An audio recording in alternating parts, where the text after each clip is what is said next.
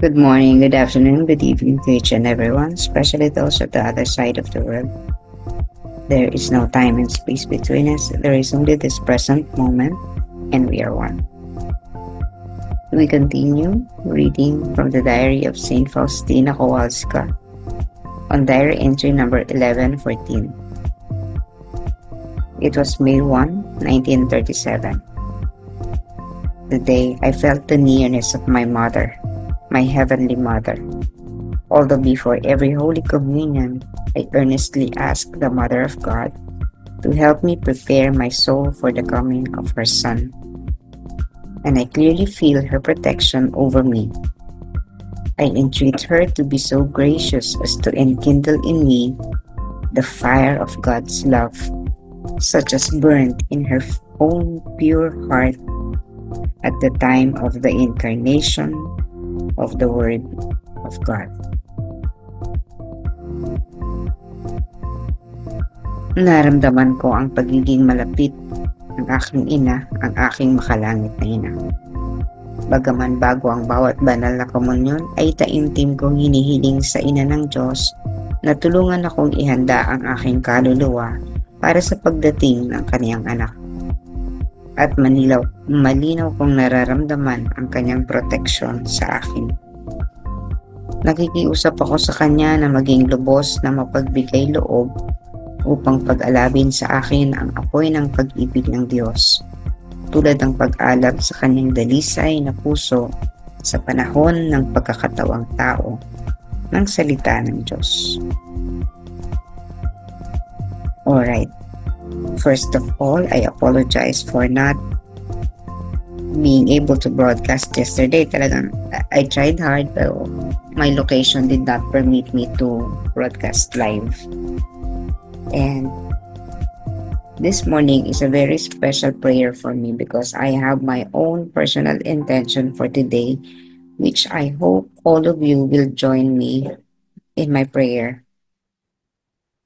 Kasi po, I never thought I would be here, but maybe because of divine providence, I was able to come here.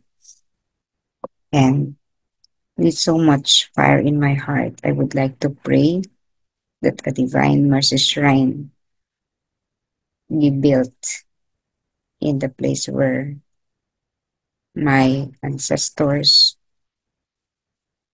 had kept for a long time.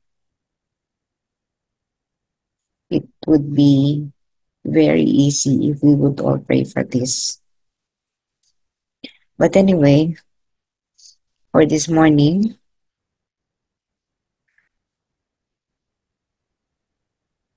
Faustina was communing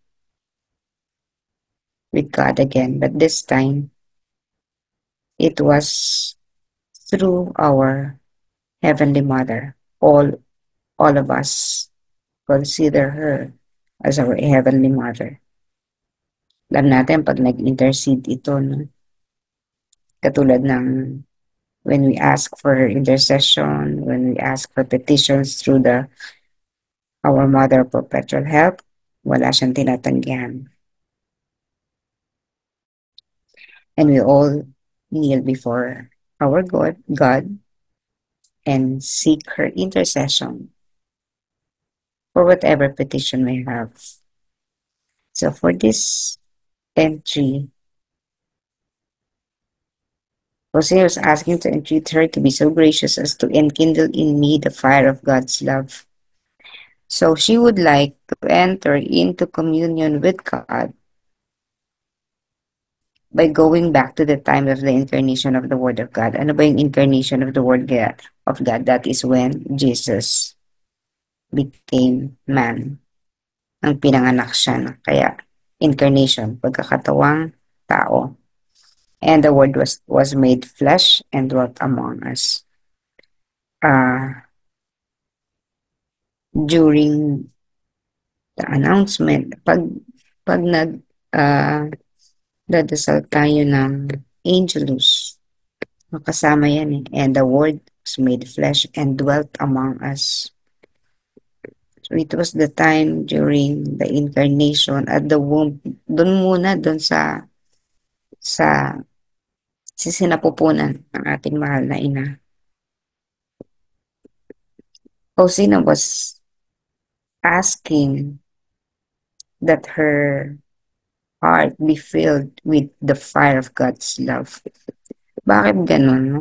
Is there a power when we meditate on the incarnation of the Word of God? Of course, there is. Because during that time, it is when God was so merciful to all of us. He gave His only begotten Son. Ginawa ang lahat for us to be saved. But then again, we can only be saved if we accept, kung tatanggapin natin ang regalong ito ng ating Panginoon. And so, kung si Maria ay napuspos ng biyaya ng grasya noong during the Annunciation, siya pa lang yun, ano? Kung titingnan natin, ang dinadala niya sa kanyang sinapupunan ay magiging tagapagligtas natin. So when we meditate on that instance during the incarnation of the Word of God, when we meditate on that, definitely we will be filled with the fire of God's love. Bakit God's love? Kasi nga ito yung manifestation of the love of God to give His only begotten Son for our salvation. And that power of God, the love of God, is so powerful that it can transform any soul. So, halimbawa, we meditate on the incarnation of the Word of God. We can actually save many souls by just meditating on that. Because the very essence of the incarnation of the Word of God is to save mankind. So when we meditate on the incarnation of the Word of God, we are also fulfilling the mission of why He had to take the form of a man. So nagkatawang tao siya for our sake, and when we meditate on that, we are taking part in the whole mission of incarnation. Again, this is all about the mercy of God. As Divine Mercy devotees, bilang mga deboto ng banal na araw, alam natin na we've been continuously discussing this, that there is no time and space. We can always go back to the time of the incarnation. We can always go back to the time of the passion. We can always go back to the time of the birth. Depende kung ano, because all of these are happening simultaneously at the present moment. And all of those events in the life of Jesus are contributing to the salvation of soul, because the incarnation of the Word of God is all about, again, salvation, and it's all about the mercy of God. So kahit yung devotion to the Divine Mercy, natapos na, no? Napagtagumpayan na niya yung krus, nabuhay na siya muli, and after resurrecting, nagpakita siya sa mga alagad, and after 8 days, on the 8th day, di ba? Yun yung Feast of the Divine Mercy, which is so powerful for all of us devotees. Alam natin, because on that day, the mercy of God will be pouring for the whole world in tremendous amount, because the floodgates of God's mercy will be open. So all of these events are contributing to the overall mission of Jesus to save mankind. And we are participating on that. So kapag pinapalalim natin yung meditation natin, katulad ng sinabi ni Jesus, meditate on my passion at 3 o'clock. Ganun din, no? When we meditate on the incarnation of the Word of God, we are also entering heaven, and we are also being filled with the fire of God's love. Kapag napuspos tayo ng apoy ng pagmamahal ng Diyos, nag-uumapaw din yung apoy sa puso natin. And the love that we know becomes, nagle-level up, no? Hindi na lang yung mababaw na pagmamahal. You learn how to love your neighbor. You learn how to love other people you do not know. Hindi ka na lang nabubuhay for your sake or for your family. You learn to give yourself to others. And when you reach that level, when you can already love other people, especially those people who are not really good, yung mga hindi kaiga-igaya, no? Yung mga hindi ka mahal-mahal, yung mga nakakainis na mga tao, when you are able to pray for them and love them unconditionally, then you are reaching the level of being infected by the fire of God's love.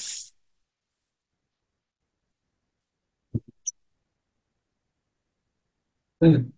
So we all thank God for all these wonderful gifts that God has given to all of us, to mankind. Lalong-lalo na yung pagkakatawang tao ng kanyang mahal na anak. Sapagkat sa pamamagitan noon, itinuro niya yung daan paano tayo babalik sa ating Ama. Paano niya tinuro? By living it. Sinabuhay niya yun.